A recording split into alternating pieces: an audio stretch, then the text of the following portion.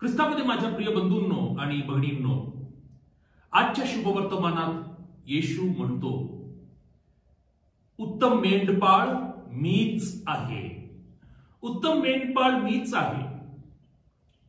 माझ्या प्रिय बंधूंनो आणि भगिनींनो, पुढे येशू म्हणतो, मी मोलकरीप्रमाणे नाही.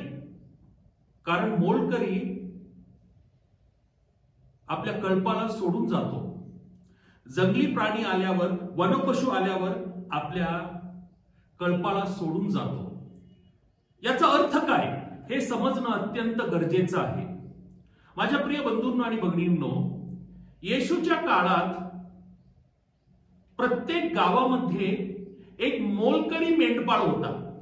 म्हणजे गावात अनेक मेंढरे होते आणि त्यांचे जे मेंढपाळ होते, खरे मेंढपाळ होते, त्यांना त्यांचा सांभाळ करण्यास वेळ नव्हती आणि त्या अनुषंगाने प्रत्येक गावामध्ये काही मोलकरी मेंढपाळ होते.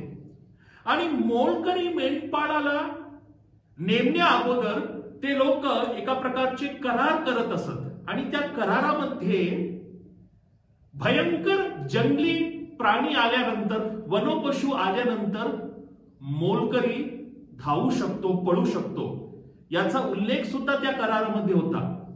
फक्त कुत्र्यांबरोबर किंवा लांडग्यांबरोबर एक लांडगा, दोन कुत्रा अशा प्रकारे जे कमी हिंसेचे जे प्राणी होते, हिंसक प्राणी होते, फक्त त्यांच्याशी लढण्यास ते बाध्य होते. परंतु ते भयंकर वनपशु होते, त्यांच्या बरोबर लढण्याकरिता ते असमर्थ होते. आणि म्हणून त्या करारामध्ये स्पष्टपणे लिहिला होता की भयानक वनपशु आल्यावर ते पडू शकतात. आणि हे लोक तसंच करत होते, कारण ते उत्तम मेंढपाळ नव्हते, खरे मेंढपाळ नव्हते, तर हे लोक मोलकरी मेंढपाळ होते.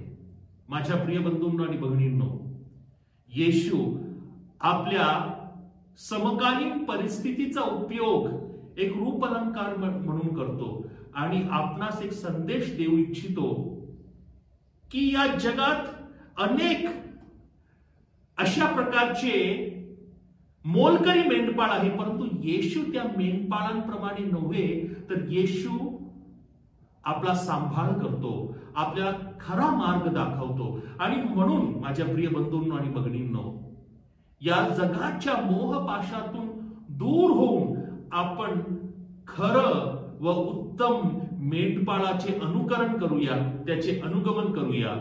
आमेन.